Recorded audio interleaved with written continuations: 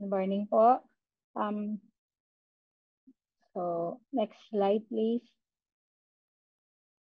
The national, I would start with introducing the National Irrigation Administration. So we are a government-owned and controlled corporation created under Republic Act number 3601 and is primarily responsible for irrigation development and management.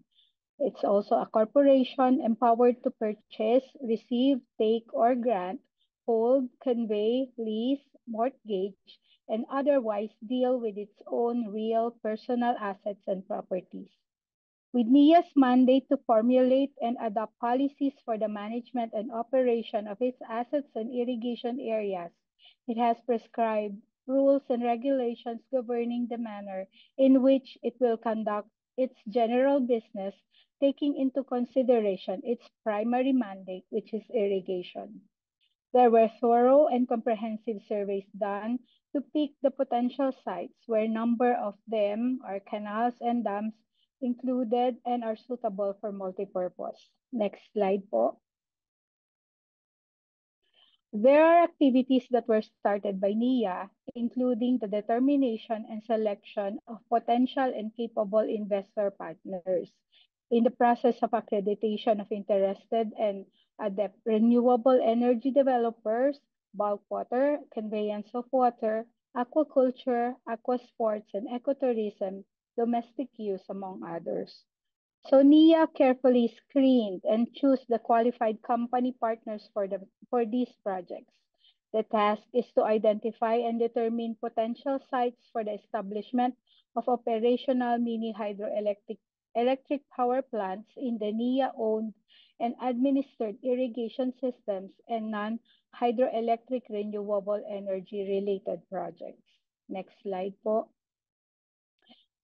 As I've said, there were thorough and comprehensive surveys done to pick the potential sites where it will include the canals and dams that which will show that they are capable and suitable for operational of power plants, bulk water, and other potential use for general welfare.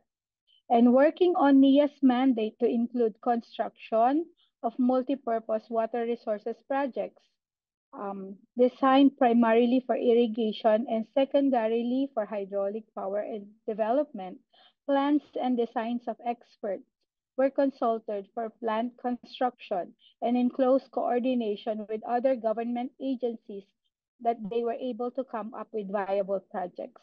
At present, we have the three big multipurpose dams, which includes the Magat Dam or the um, Magat River Dam Integrated Irrigation System and the Upper Pampanga River Integrated Irrigation System or the UPRIS, and currently is the JRMP project or the Halaur Multipurpose Dam in Iloilo City. Next po. As a result of this endeavor, big firms and competitive companies responded to the call of the government and participated in the development of renewable energy and its generation.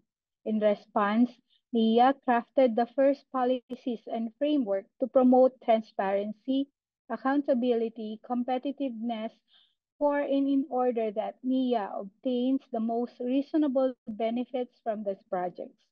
NIA, in its activities and programs, supervise and monitor the activities.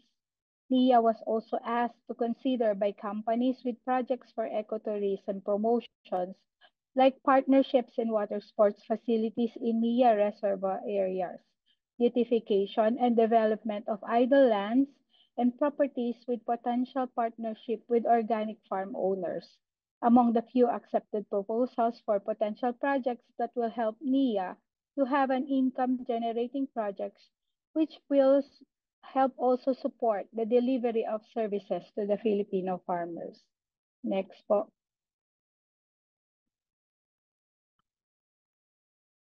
With this, the NIA Special Lease Guidelines was approved through NIA Memorandum Circular Number 128 Series of 2021 and was further strengthened by NIA Memorandum Circular 132 Series of 2023. The lease guidelines is adopted pursuant to NIA's authority and mandate under its charter, which shall affect future lease agreements for the purpose of advancing the agency's corporate interests through the multipurpose utilization of its irrigation facilities, properties, and assets. Next po. The guidelines will set forth the general procedure to be observed by the agency in entering into lease agreements and memorandum of agreements with private developers involving its properties and assets, including the lands and buildings for commercial purposes, the irrigation facilities and or lands for commercial purposes, the irrigation facilities and lands for hydropower and other renewable energy, and finally, conveyance of water for domestic use or the municipal use. The NIA's processes and guidelines aims to reflect the standardized, the simple, and reliable guidelines to be anchored upon by the parties. The ultimate goal is to have NIA become one of the primary government-owned and controlled corporation promoting renewable energy resources and utilization in support to climate change program development of the country and government instrument ready to manage its real property assets. Next po. Thank you po. Um, in addition to the as one of the priority projects of the administration, presently there are two bills in the Congress, the Senate Bill number 2771 and House Bill number 9663, approved in third reading in 12 December of 2023. These bills, which has been identified as a priority legislation by the current administration seeks to establish a comprehensive framework for water resources management in the Philippines by streamlining the functions of um, executive agencies, and their capability to handle their functions relative to water resources management or the creation of the Department of Waters. Um, in an article published in September 25, 2024, one of the arguments made by the President of the Philippines that water problem um, that as a priority, flood control can be directly provided to NIA as one of the coordinating agencies in the management of water. But in the creation of the Department of Waters and Resources and the Water Regulatory Commission, NIA remains to be an attached agency. So the president further argued that water problem, which is flooding and irrigation, cannot be solved as on a piecemeal level and should be given a comprehensive plan side by side.